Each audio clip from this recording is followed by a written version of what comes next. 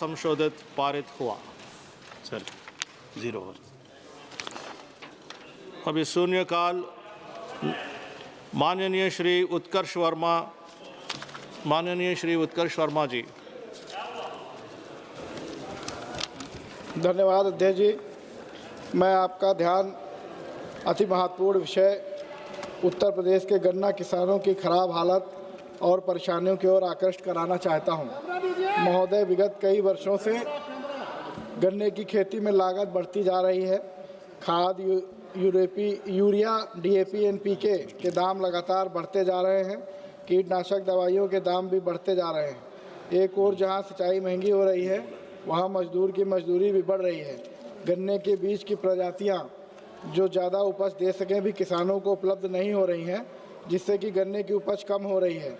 बढ़ती लागत के हिसाब से गन्ने का मूल्य नहीं बढ़ रहा तथा चीनी मिलें गन्ना किसानों का समय पर भुगतान भी नहीं कर रही हैं। गन्ना किसान सब ओर से मजबूर होकर भी गन्ने की खेती कर रहा है। अतः मैं आपके माध्यम से भारत सरकार और उत्तर प्रदेश सरकार का ध्यान आकृष्ट करना चाहता हूं कि गन्ने का मूल्य 400 रुपये प्रति कुंटल से बढ़ाकर कम से कम 600 रुपये प्रति कुंटल करें। किसानों को ज़्यादा उपज दिलाने वाले बीज की प्रजातियां उपलब्ध कराएं और किसानों को कम दाम में खाद और कीटनाशक दवाई उपलब्ध करा के न केवल उत्तर प्रदेश के किसान बल्कि देश के किसानों का कष्ट से उभारने का प्रयास करें। बहुत बहुत धन्यवाद। माननीय श्री मनीष तिवारी जी। सभापति महोदय, आपका बहुत बहुत धन्यवाद। सभापति महोदय, चंडीगढ़ एक केंद्र शासित प्रदेश है और ये केंद्र सरकार के अधीन लगभग हर केंद्रीय बजट से चंडीगढ़ को 6,500 से 6,900 करोड़ रुपए आवंटित होता है। बहुत दुर्भाग्यपूर्ण बात है सभापति महोदय कि अक्टूबर 2026 से चंडीगढ़ में सोशल सिक्योरिटी पेंशन का कोई आवंटन नहीं हुआ। सामाजिक सुरक्षा जो पेंशन है, अभी मंत्री जी सामाजिक सुरक्षा के बारे में बात कर रहे थे, कोई बुढ़ापा पेंशन नहीं, कोई आपके विडो पेंशन नहीं, कोई दिव्यांग पेंशन नहीं। कहा यह जाता है कि बजट नहीं है, अगली बार पैसा आएगा तो मई में यह आवंटन किया जाएगा। और चंडीगढ़ में सबसे कम सोशल सिक्योरिटी पेंशन है, 1,000 रुपए है, जहां की पंजाब में 1,500 रुपए है, हरियाणा में 3,500 रुपए है। और इसके साथ साथ सभापति महोदय, Chandigarh is also home to a large number of ex serviceman who have served this country with great honor, great valor, safeguarding our frontiers at the peril of their lives. And it is extremely unfortunate that in the Finance Bill 2026, para 108, page 88, the income tax exemption on service element plus disability has been restricted to only those servicemen who've been invalidated out of service. This is a clear constitutional breach of Article 14 of the Constitution. धारा 14 जो भारत के संविधान की है, उसका सीधा ये उल्लंघन है। मैं केंद्र सरकार से 2 मांग करना चाहता हूं। पहला तो चंडीगढ़ में जो सामाजिक सुरक्षा पेंशन है, जो अक्टूबर से आवंटित नहीं हुई है, उसको आवंटित किया जाए। और जब फाइनेंस बिल पर इस सदन में चर्चा हो तो वित्त मंत्री को ये जो आईटी एग्जम्पशन है सर्विस एलिमेंट प्लस डिसेबिलिटी पे, वो इनकम टैक्स एग्जम्पशन पूरी तरह से रिस्टोर करनी चाहिए। इसी से ये हमारे जो सेवा कर्मी है, जो अपनी जान जोखिम में डालकर इस देश की सुरक्षा और हिफाजत करते हैं, उनकी जो इज्जत और आबरू है वो दोबारा से बरकरार होगी। आपका बहुत बहुत धन्यवाद सभापति महोदय। माननीय श्री प्रद्युत बोरदोलोई जी। Here to draw your attention to a very important situation in the country today. It is about environmental degradation and environmental corruption. Sir, the environment is sold to mining and forest mafia all over the country, especially in the state of Assam. I would like to draw your attention that since 2017, 1,300 square kilometers of forests lost in Assam. There's a wildlife protected area called Dihing Patkai Wildlife Protected Sanctuary in Assam, in Upper Assam. This has been kept open for illegal mining. Similarly, there's a Sunai Kuchi reserve forest in Middle Assam in Nagaon district that has also been mined and destroyed. The Ramsar site, Dipar Bill, and Bhorolus are also being allowed to the forest mafia. Sir, for 5 states accounted for 60% of all tree cover loss between 2001 to 2023. Assam recorded the highest tree cover loss at 3,24,000 hectares compared to a national average of 66,000 hectares. So what is more important is this. Sir, there is a phenomenon happening in the northeastern states, that is rat hole coal mining. So you are aware that on 6th of June 2025, 9 people were buried alive in Umrangsu, in Dima Hasao district of Assam. So in that heat of the moment, the government closed down officially 220 rat hole coal mining in Dima Hasao districts and another 234 rat hole coal mining in Tinsukia district. But after that, things are again back to the square. Now, so all over Assam in certain areas of Tinsukia district, Dima Hasao district, Karbi Anglong district, also in neighboring Meghalaya and eastern Arunachal Pradesh, the Kharsang and Changlang district of Arunachal Pradesh. Sir, the illegal rat hole coal mining is galore everywhere. Illegal coal is being extracted, movement of coal is allowed everywhere. So I just want to tell you here, the National Green Tribunal declared that the rat hole coal mining is illegal and that the same view was endorsed by Honorable Supreme Court. Why is it that the governments of Assam and Meghalaya are allowing this rat hole coal mining to flourish? As a result, certain areas in Assam and also Meghalaya have been turned into death valleys. So this is a very important matter. Yes, the sir. government of India made your must point, step in and take action. You made your point, sir. Dr. Bayareddy Shabarigaru. Mr. Speaker, sir. I wish to highlight issue affecting healthcare professionals, particularly women employees working in autonomous medical institutions under Ministry of Health and Family Welfare, including All India Institute of Medical Sciences. Despite the existence of spousal posting guidelines issued by Department of Personnel and Training, no uniform spousal transfer policy has been implemented across these autonomous institutions, sir. As a result, the employees are compelled to live separately for almost years. And also this is leading to emotional stress and also would indirectly affect the patient care and also delivery of the health care.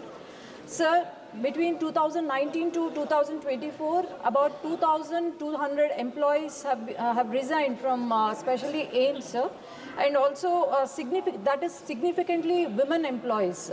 And then when they approach the institutions, they are told that take an NOC and reappear for the examination so that you can get the posting again near to the family, sir. So I therefore request the government to issue a uniform spousal transfer policy aligned with DOPT guidelines applicable to all autonomous medical institutions and to establish a transparent inter-institutional transfer mechanism to address this long-term hardship, sir. Thank you.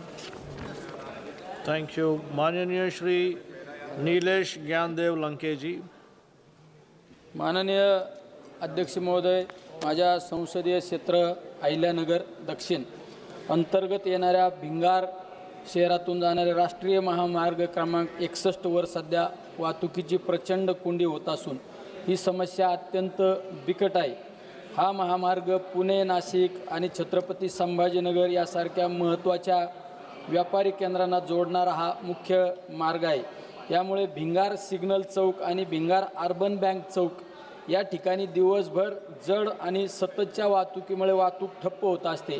हा महामार्ग Bhingar cantonment, शाळा, बँका आणि दाट लोकवस्तीच्या भागातून जात असल्याने परिस्थिती अधिक गंभीर बनली आहे. अध्यक्ष महोदय, वाहतुकीच्या या विस्कळीत परिस्थितीमुळे सर्वसामान्यांना मोठा मनस्ताप सहन करावा लागत आहे. पादचारी आणि दैनंदिन प्रवास करणाऱ्या नागरिकांना अपघाताचा मोठा धोका निर्माण झाला आहे. चौकामध्ये बसलेले दुभाजक आणि इतर तात्पुरते उपाय आता अपुरे ठरत आहे. वाहतूक सुरक्षित आणि सुरळीत करण्यासाठी आता एक कायमस्वरूपी ठोस उपाययोजना अत्यंत आवश्यक आहे.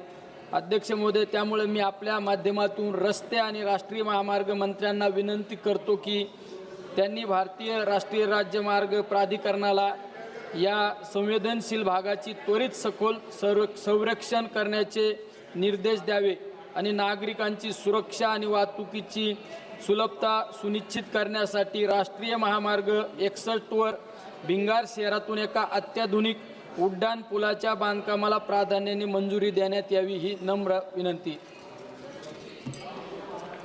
माननीय श्री जगदम्बिका पाल जी, माननीय श्री प्रवीण पटेल जी. प्रवीण पटेल जी.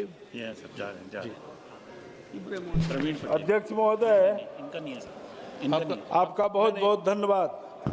अध्यक्ष महोदय, हमारा आज का विषय नहीं, हमारे संसदीय क्षेत्र. प्रदीप कुमार चौधरी, एक मिनट रुकिए. मैं नाम बुलाया था प्रवीण पटेल जी का. प्रदीप पटेल. माननीय अध्यक्ष जी, आपका बहुत बहुत धन्यवाद. आपके माध्यम से अवगत कराना है कि भारतीय संविधान के अनुच्छेद 368 के अंतर्गत संविधान का 74वां संशोधन अधिनियम 1992 की धारा 2 द्वारा भाग 9 का अनुच्छेद 243 तय से 243 है. सन 1992 में भारत देश के नगरों में लोकतांत्रिक प्रणाली को सुदृढ़ करने के लिए 74वां संशोधन का प्रस्ताव लोकसभा में पारित किया गया, जिसके उपरांत दिल्ली, हरियाणा, पंजाब, राजस्थान, केरल, बंगाल आज बहुत सारे ऐसे हमारे राज्य हैं जिसमें 74वां संशोधन पूरे तरीके से लागू हुआ, लेकिन उत्तर प्रदेश में यह संशोधन आंशिक रूप से ही लागू हो पाया.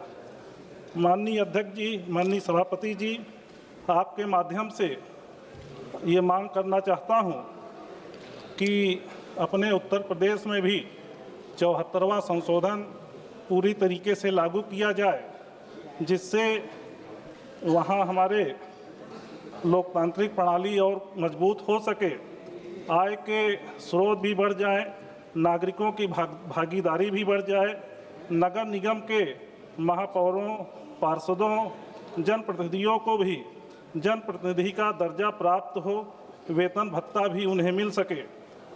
जबकि उत्तर प्रदेश में 74वां संशोधन लागू होने के उपरांत लोकतांत्रिक प्रणाली कमज़ोर हुई है. नगर निगम के महापौर, अध्यक्ष, पार्षद, जनप्रतिनिधियों को जनप्रतिनिधि का दर्जा प्राप्त नहीं है और वेतन भत्ता भी नहीं मिलता है. अतः आपसे निवेदन है कि उपरोक्त तथ्यों को संज्ञान में लेकर उत्तर प्रदेश के नगर निकायों में जिन राज्यों के 74वां संशोधन लागू है, उन राज्यों की तरह उत्तर प्रदेश के नगर निकायों को मजबूत और सुदृढ़ बनाने के लिए 74वां संशोधन पूर्ण तरह से और पूरे प्रभावी ढंग से लागू किया जाए. माननीय सभापति जी, आपके माध्यम से यही मांग करना चाहता हूँ. माननीय श्री अशोक कुमार रावत जी.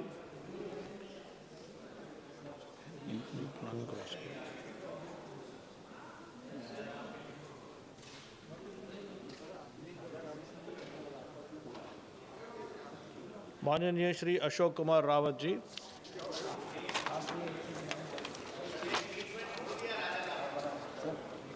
माननीय श्री यूसुफ पठान जी.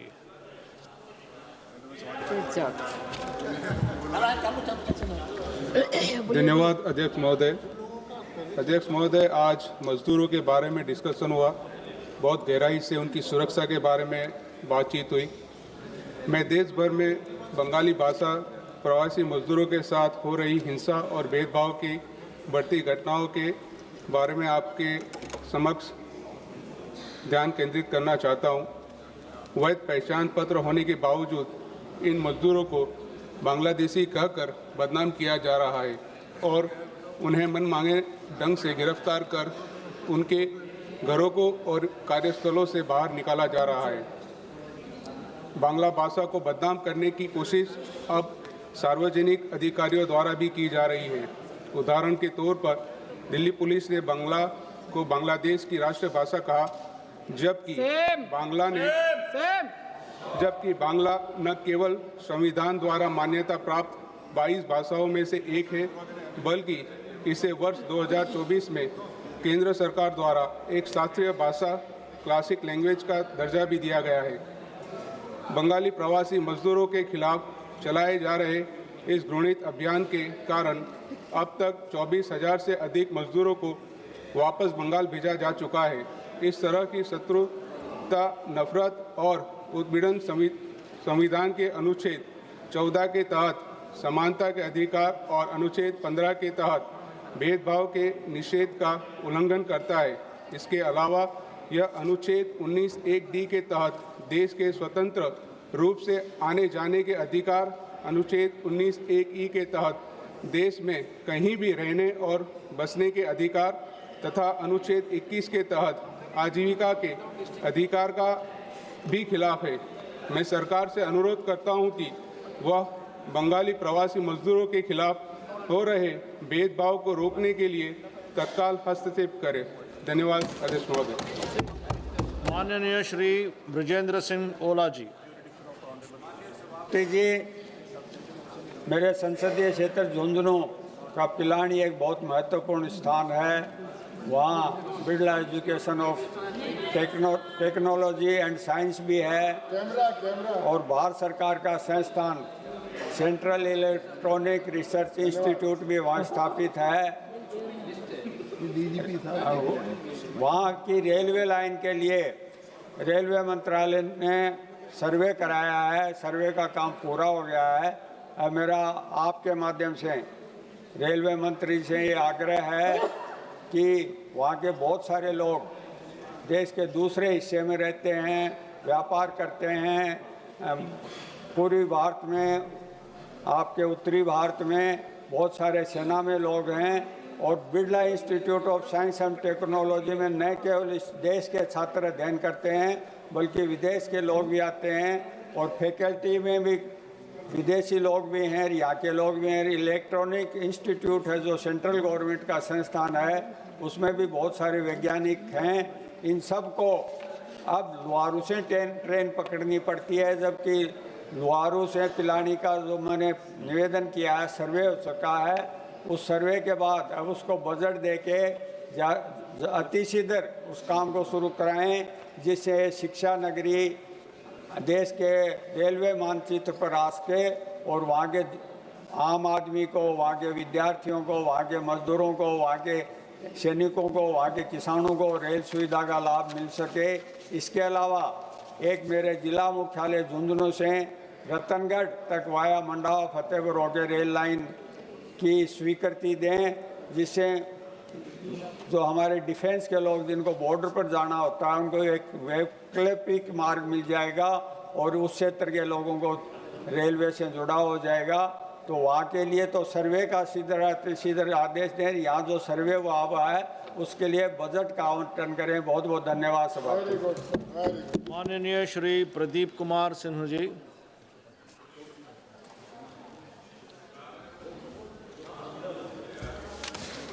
अध्यक्ष महोदय, बहुत बहुत धन्यवाद। महोदय, हमारा आज का विषय हमारे संसदीय क्षेत्र अररिया के साथ समस्त सीमांचल वासियों के सड़क यातायात सुरक्षा के दृष्टि से अत्यंत महत्वपूर्ण है। महोदय, पटना से सीधे पश्चिम बंगाल को जोड़ने वाली महत्वपूर्ण सड़क NH 57 अररिया के नरपतगंज से होकर गुजरती है। महोदय, नरपतगंज प्रखंड मुख्यालय है। सारे स्कूल कॉलेज जो है बच्चों को टप के पढ़ाई करने के लिए जाना पड़ता है। महोदय, वहाँ पे मोटरसाइकिल और पैदल चलने के लिए PUP बना हुआ है। महोदय, मैं आपको यह काम बहुत पहले मैं लिख के भी दिया था। नरपतगंज से गुजरती है और एक्सीडेंट का खतरा, कई घटनाएं भी घटी है। NH 57 के नीचे जाने वाली सीधे नेपाल को जोड़ती है महोदय ये सड़क, लेकिन यहाँ NH 57 पर पैदल यात्री अंडरपास PUP होने की वजह भारी वाहन की आवाजाही में अत्यंत असुविधा होती है। BUP भारी वाहन उपमार्ग की अत्यंत आवश्यकता है। महोदय, सड़क परिवहन राज्य मार्ग मंत्रालय द्वारा इसकी स्वीकृति भी पहले लगभग 1 साल पूर्व मिली है। DPR भी तैयार कर लिया गया है, परंतु धरातल में महोदय अब तक कोई ठोस कार्य नहीं हो पाया है। अध्यक्ष महोदय, आपके माध्यम से माननीय सड़क परिवहन राजमार्ग मंत्री जी से निवेदन करता हूं कि नरपतगंज स्थित NH 57 में बने पैदल यात्री अंडरपास की जगह भारी वाहन उपमार्ग के निर्माण कार्य को अतिशीघ्र प्रारंभ किया जाए। धन्यवाद। माननीय डॉक्टर अमोल राम सिंह कोल्हे जी। माननीय श्री रविंद्र शुक्ला उर्फ रवि किशन।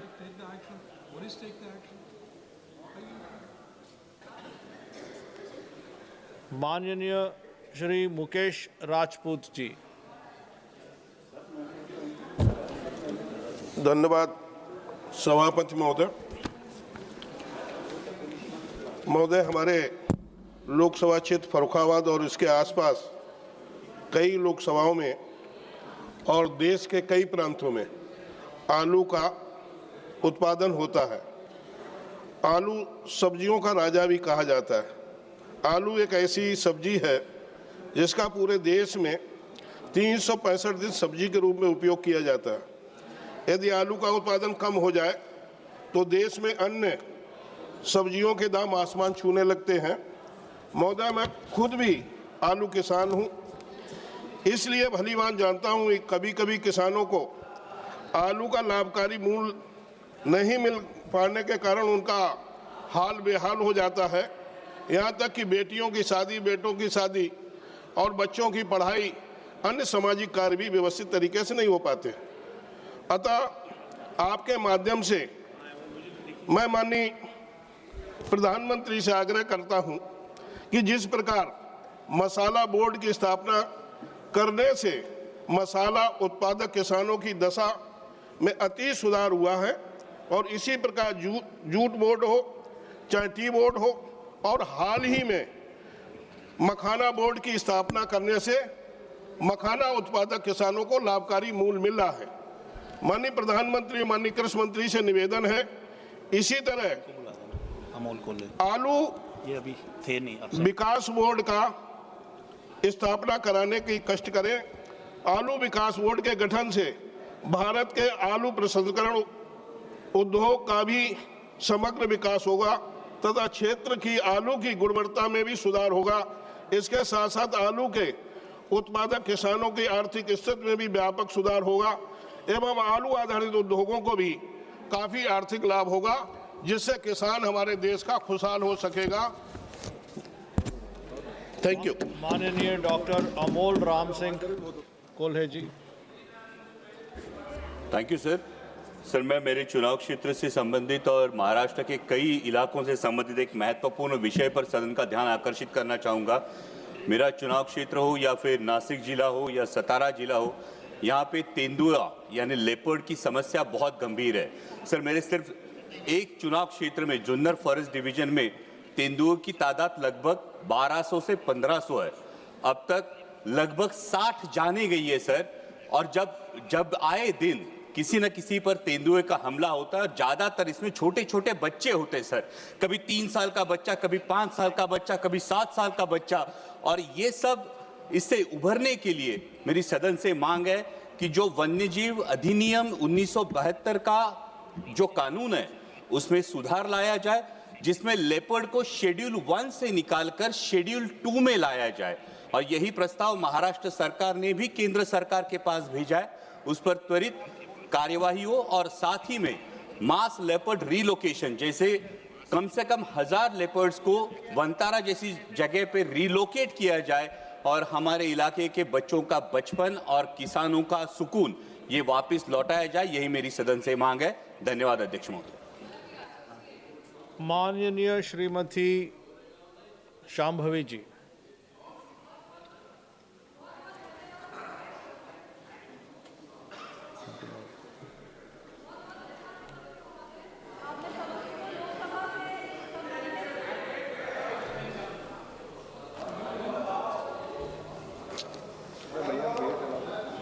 बहुत बहुत धन्यवाद सभापति महोदय, आपने समस्तीपुर लोकसभा से संबंधित इतने महत्वपूर्ण विषय को उठाने का सदन में मौका दिया। पहली बार के सांसद होने के नाते किसी सौभाग्य से कम नहीं है कि आपका शून्यकाल उस दिन लग जाए और विपक्ष की वजह से सदन स्थगित ना हो। सबसे पहले हम माननीय रेल मंत्री और रेल मंत्रालय का आभार व्यक्त करते हैं कि हमारे विशेष आग्रह पर उन्होंने अमृत भारत ट्रेन को रोसड़ा स्टेशन पे रोकने का एक पहल किया है। आज मेरी मांग रोसड़ा स्टेशन, जिसको रोसड़ा घाट के नाम से जाना जाता है, उससे संबंधित है। रोसड़ा स्टेशन प्रतिवर्ष रेलवे को करोड़ों का राजस्व भी देता है और यहाँ पे यात्रियों का भारी संख्या में आना जाना भी है, पर इसके बावजूद इस स्टेशन को अभी भी वो दर्जा नहीं मिला है जिसके ये असली हकदार है।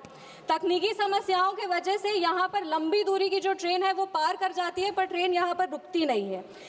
किसी भी स्टेशन को जंक्शन बनाने के लिए ज़रूरी है कि 3 दिशा में वहाँ पे रेल लाइन हो। पूर्व में प्रस्तावित था कि रोसड़ा से कुशेश्वर होते हुए दरभंगा एक रेल लाइन जुड़े, और अगर ये रेल लाइन जुड़ जाता है तो Rosera station automatically Rosera junction बन जाएगा। इससे यहाँ पे लंबी दूरी की जो ट्रेन है वो भी रुक पाएगी, यहाँ पे जो व्यापारी है उनको भी सुविधा होगी, और जो उत्तर बिहार में यातायात का समस्या है, जो भार है यातायात का, उसमें भी एक अच्छा पहल होगा। ये हमारे पार्टी के संस्थापक श्रद्धेय रामविलास पासवान जी का भी बहुत पुराना मांग और एक सपना रहा है। इसीलिए आपके माध्यम से, सदन के माध्यम से मेरी ये मांग है सरकार से कि रेल मंत्रालय इस पे ध्यान दे और रोसड़ा स्टेशन को जंक्शन में परिवर्तित करने के लिए एक ठोस कदम उठाए। बहुत बहुत धन्यवाद। जय हिंद, जय बिहार। माननीय श्रीमती प्रतिमा मंडल जी।